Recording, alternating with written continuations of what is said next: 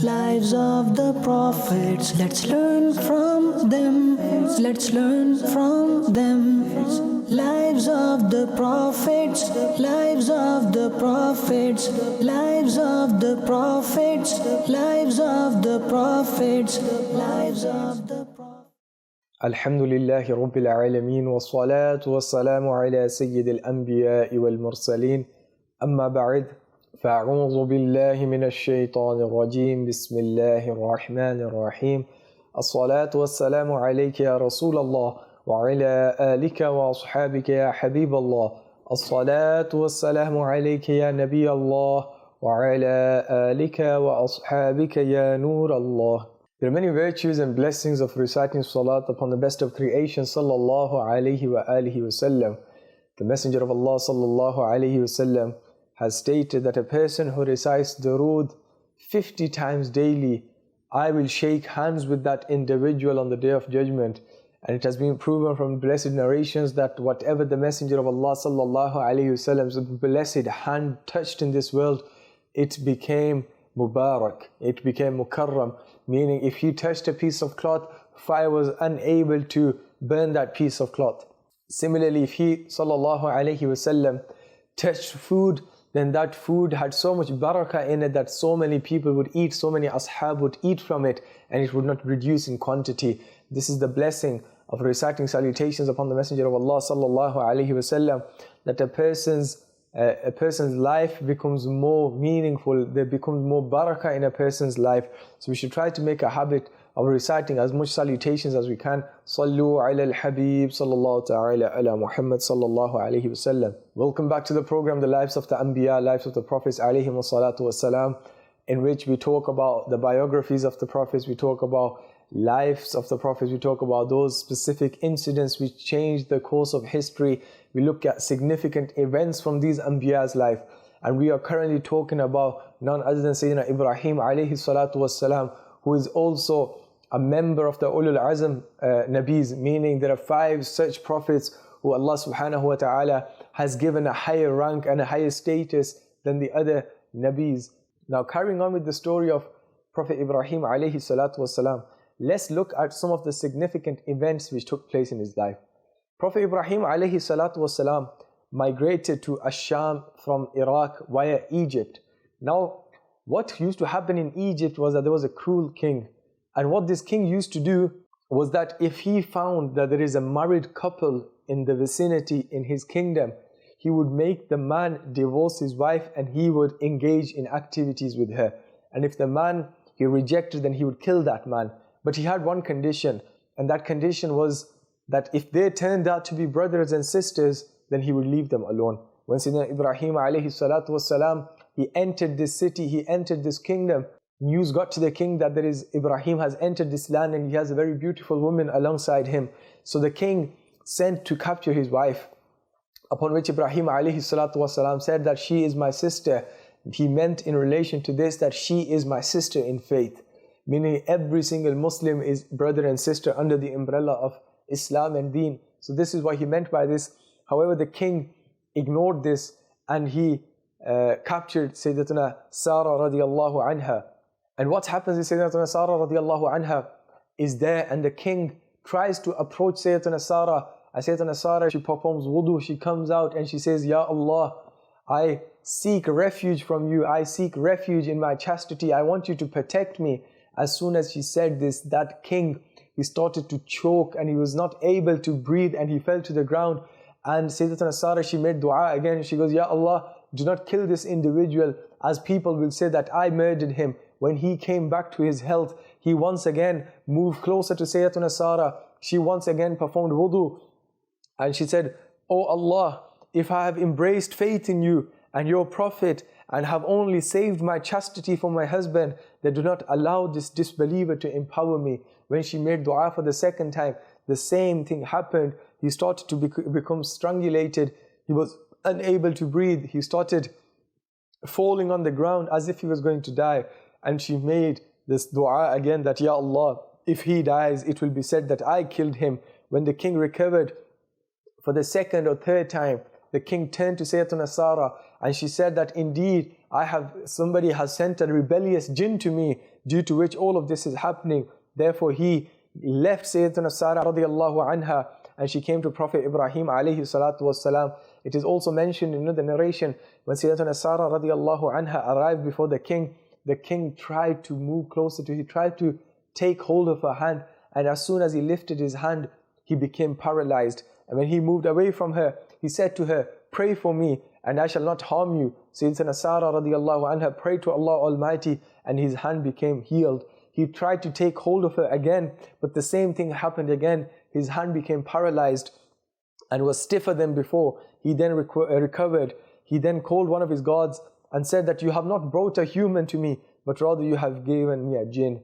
Then he gave Hajra radiallahu anha to Sayyidatuna Sarah radiallahu anha as a maid, and when she returned home safe and sound, Sayyidatuna Hajra radiallahu anha, she was the daughter of a king. She was in fact a princess, and she was then gifted to Sayyidatuna Sarah radiallahu anha, who then further gifted it to Prophet Ibrahim alayhi salatu wassalam.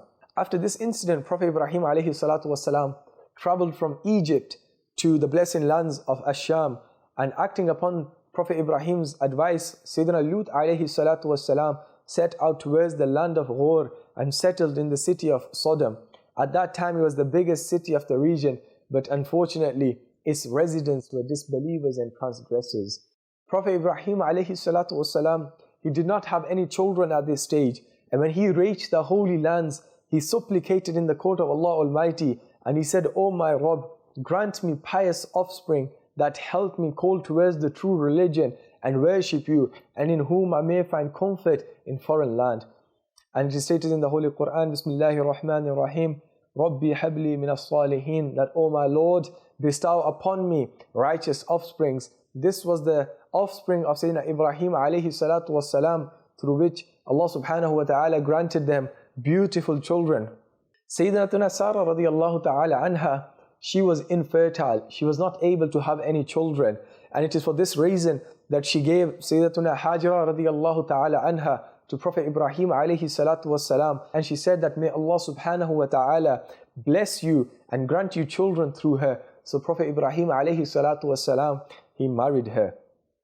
Therefore, after Allah Almighty granted Prophet Ibrahim alayhi salatu wassalam a son from Sayyidatuna Hajra radiallahu anha, who was named Ismail, and he was the firstborn of Prophet Ibrahim alayhi salam. There is no doubt and there is no contradiction in relation to who was the elder child. It was Sayyidina Ismail alayhi salatu wassalam. Prophet Ibrahim's wife Sayyidatuna Sarah radiallahu anha, she had no children, and as a result she felt a sense of rivalry from Sayyidatuna Hajra radiallahu anha, that she had given birth to a beautiful young boy, Ismail alayhi salam. And the former said to Prophet Ibrahim, so she said to Prophet Ibrahim alayhi salam, that take Hajra with you and migrate to somewhere else. So Sayyidina Ibrahim alayhi salatu wasalam took Sayyidatuna Hajra and they migrated to the lands of Al-Makkatul Mukarramah. When Sayyidina Ibrahim alayhi salatu wasalam went to Al-Makkatul Mukarramah, he left Sayyidatuna Hajra there, and he left Ismail alayhi salatu there, and they started to go back. And he did not say anything, he did not turn back to say anything, at which point Sayyidatuna Hajra said, "O Ibrahim, if this is the command of Allah, is this the command of Allah?" Upon which Ibrahim replied, "Yes, this is the command of Allah." Upon which Hajra radiallahu anha, she exercised sabr and she did not say anything after that. The Prophet Ibrahim alayhi salatu wasalam then made a supplication, and he said, "O my Lord, I have made some of my descendants settle in a valley wherein there is no cultivation near your sacred house, O our Rabb, in order that they may establish salah, so that you may cause some hearts to incline towards them and provide them fruits to eat, and perhaps they acknowledge." Prophet Ibrahim alayhi salatu wasalam did not supplicate for himself when it was the matter of the fire. However, when it came to his family, he supplicated in the court of Allah subhanahu wa ta'ala. And both of these are utmost respect. Both of these are the highest level of tawakkul which a person can observe. Sayyidina Ibrahim alayhi salatu wasalam then would leave, and he would occasionally come back to meet Sayyidatuna Hajra and Ismail. Then at a certain point, Sayyidina Ibrahim alayhi salatu wasalam had a dream, and he said to his son Ismail that, "O son, Allah subhanahu wa ta'ala has ordered me to sacrifice you, has ordered me to slaughter you. How do you feel about this?" Ismail alayhi salatu wasalam says that, "O my father, if Allah subhanahu wa ta'ala has commanded you to do this, if Allah subhanahu wa ta'ala has ordered you to do this, then you will find me from the sabirin. Then you will find me from those who have sabr. You will not find me of those who run away. You will not find me of those who turn their backs in relation to this. So Sayyidina Ibrahim alayhi salatu wasalam took Sayyidina Ismail alayhi salam, and they started to go. And when they left the house, the shaitan, the devil, came to Sayyidina Hajara radiallahu anha, and he said that, do you know where Ismail has gone? Do you know where Ibrahim has taken Ismail? And she said, yes, he has taken them to gather some wood. And shaitan replied, no, but rather he has gone to slaughter him on the command of Allah. Little did shaitan know that him saying this was going to be a very foolish move, because this woman, she was from the awliya. She had utmost adab and respect and tawakkul upon Allah subhanahu wa ta'ala. So she says that, get away from me. If this is the command of Allah subhanahu wa ta'ala, if Allah ta'ala has ordered Ibrahim to do so, then he will find me from the patience. Get away from me. Then shaitan, he comes to Ismail alayhi salam, and he says, oh Ismail, do you know where your father is taking you? And he says, no. And he says, your father, upon the command of Allah Ta'ala, is taking you to be slaughtered. And Sayyidina Ismail alayhi salam says that, if that is the command of my Rabb, then you get away from me. I will fulfill my Allah's command. And Sayyidina Ibrahim alayhi salatu wasalam took Sayyidina Ismail alayhi salam, and they went. And look at the level of piety and tawakkul and respect of Sayyidina Ismail alayhi salam. He says, oh father, make sure the knife is sharpened so you do not have any difficulty in killing me. He says, oh father, make sure you cover my eyes, so when you are fulfilling the command of Allah, you do not look in my eyes and you do not feel mercy, which might hinder your movement from carrying out the command of Allah. He says, oh my father, take my shirt and give it to my mother after you are done, so she may find she may console herself from this. Sayyidina Ibrahim alayhi salatu wassalam, he took the knife, he sharpened the knife, he tied Ismail, he covered his eyes, he did everything. And then as soon as he tried to slaughter Ismail alayhi salam, Allah subhanahu wa ta'ala removed the ability of the knife to cut. Subhanallah, just as Ibrahim alayhi salatu wasalam was cool in the fire, similarly the knife was not able to cut. Allah subhanahu wa ta'ala had removed the attribute of cutting from knife. And Sayyidina Jibreel, he came down quickly with a ram from heaven, and he replaced Sayyidina Ismail alayhi salam with that ram, and that ram was slaughtered in the path of Allah subhanahu wa ta'ala. This is the status of the Anbiya, this is the status of the men of Allah subhanahu wa ta'ala, the chosen servants of Allah subhanahu wa ta'ala, that whether it comes to migrate into land where no one lives, they are willing to do that. Whether it comes to sacrificing their child for the sake of Allah, they are willing to do that. What is the state of me and you today? How far are we willing to go for our religion? That religion that has given us everything. That religion that has given us identity. That religion that has given us bases and morals of society. That religion that has taught us to respect our parents. That religion that has told us the honor of our parents. What have we done for this religion? Never mind what we have done for the religion. What have we done for ourselves? When was the last time we prayed full 5 prayers? Normally what happens is, because Fajr is early and it's cold, we tend to miss it. Zohar is qada due to us being at work. Or we're stuck in traffic, so we miss Asr. We come home to eat, so we miss Maghrib. It's late, so it's bedtime, so I won't be able to pray Isha. Are these the excuses you are making for your religion? Do you think you will be able to present these excuses in the court of Allah subhanahu wa ta'ala, and Allah ta'ala will accept these excuses? No. Remember, you are a Muslim first. Allah subhanahu wa ta'ala has granted you the wealth of Iman, the wealth of Islam, so you should not misuse it. Sallu ala al-Habib sallallahu ta'ala ala Muhammad sallallahu alayhi wa sallam. Sayyidatuna Sarah radiallahu anha, who was a very old woman at this point, was at home, and Sayyidina Ibrahim alayhi salatu wasalam came from work, and he sees that there is a group of young men outside his house, and he says, you guys are my guests, let me look after you, let me host you, and let me take care of you and make a meal for you.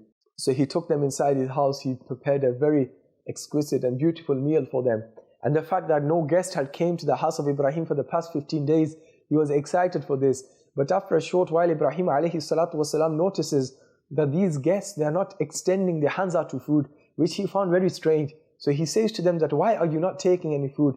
And those people replied that we are the angels of Allah subhanahu wa ta'ala, and we do not require any food. We are the malaika of Allah subhanahu wa ta'ala. And Prophet Ibrahim alayhi salam says that, what is the reason that you have come here today? What is the reason that you are here today? And they say that we have come here to give you the glad tidings that you will have a very knowledgeable boy. And when the angel said this, Sayyidatuna Sarah radiallahu anha was listening to this from from behind the door, and she became extremely happy, and she slapped her forehead, and she said, will an old woman like me, who has never given birth to a child, she will give birth to a child. Indeed, the angels came, and they gave the glad tidings of children to Sayyidatuna Sarah radiallahu anha, and Allah subhanahu wa ta'ala granted Sayyidatuna Sarah a beautiful child in the form of Ishaq alayhi salatu wassalam. So these two prophets who were brothers, Sayyidina Ismail alayhi salam and Sayyidina Ishaq alayhi salam, these were the offsprings of Sayyidina Ibrahim alayhi salatu wassalam. One was from Sayyidatuna Hajara radiallahu anha, whereas the second one was from Sayyidatuna Sarah radiallahu ta'ala anha. Sallu ala al-Habib sallallahu ta'ala ala Muhammad sallallahu ta'ala alayhi wa alihi wa sallam. Sayyidatuna Sarah radiallahu ta'ala anha, she lived an extremely long life. It has been stated that Sayyidatuna Sarah, she passed away at the age of 127. Her departure deeply saddened Ibrahim alayhi salam. Therefore, he purchased a cave from someone for 400 mithqal of gold and buried Sayyidatuna Sarah radiallahu anha there. Sayyidatuna Sarah radiallahu anha, after the demise, Prophet Ibrahim married a woman named Qatura. She gave birth to names Zumran, Yuqsan, Madian, Madan, Asbaq and Sukh. She gave birth to these sons, and Prophet Ibrahim alayhi salatu wasalam's progeny went on. This was a short brief in relation to Prophet Ibrahim alayhi salatu wasalam and the significant events that took place in his life. There is so much to learn for us here. There is so much information and Madani pearls for us to take away, that the Nabi of Allah, he fulfilled and he put his Lord first at every single stage. And due to that, Allah subhanahu wa ta'ala granted his wives what they desired most, children. And Allah ta'ala granted Ibrahim his prayer when he asked Allah that, Ya Allah, grant me offsprings. Allah subhanahu wa ta'ala granted Ibrahim alayhi salatu wasalam his offsprings. And then he goes on to say that Sayyidina Ibrahim alayhi salam, along with Sayyidina Ismail alayhi salam, they started to construct the holy Kaaba. When the flood of Sayyidina Nuh alayhi salam came, the Kaaba was not present there anymore. Sayyidina Jibreel alayhi salam had taken the Kaaba to the heavens, and when Ibrahim alayhi salatu wasalam came and he said to the Jibreel that I intend to make the Kaaba again, Sayyidina Jibreel alayhi salam, in the exact measurement and in the exact space where the Kaaba was in the heavens and in the arsh, he drew lines on the ground, and Prophet Ibrahim along with his son Ismail alayhi salatu wasalam, they started to construct the Kaaba. And it came to a point where he wanted to reach the top of the Kaaba to be able to place the bricks there, but he was unable to do so. So Sayyidina Ismail alayhi salatu wasalam, he went on to the mount of Abu Qubays, and he met Jibreel alayhi salatu wasalam there. And Jibreel said that I have 2 stones from you which have been descended from heaven, and take those and make your father stand on one whilst he places bricks in the holy Kaaba, and put the other one in the corner of the Kaaba, which is more famously known as Al-Hajr al-Aswad. This is the black stone. The Prophet ﷺ says that these 2 stones were from heaven, and they had so much light in them, they had so much nur in them, that if they had not turned black, if they had not turned dark, if their light was not taken away, it would illuminate everything from the east to the west. And this was the short biography of Prophet Ibrahim ﷺ and his children, and the difficulties he went through. May Allah subhanahu wa ta'ala make us of those who take benefit and learn from the lives of the Anbiya. May Allah subhanahu wa ta'ala make us of those who try to follow the footsteps and try to adopt the good characteristics they had. May Allah subhanahu wa ta'ala forgive any mistakes that have been made. Ameen. Bijahin Nabi al-Ameen. Sallallahu alayhi wa sallam. Sallu ala al-Habib. Sallallahu ta'ala ala Muhammad sallallahu alayhi wa sallam. Lives of the prophets, let's learn from them. Let's learn from them. Lives of the prophets, lives of the prophets, lives of the prophets, lives of the prophets, lives of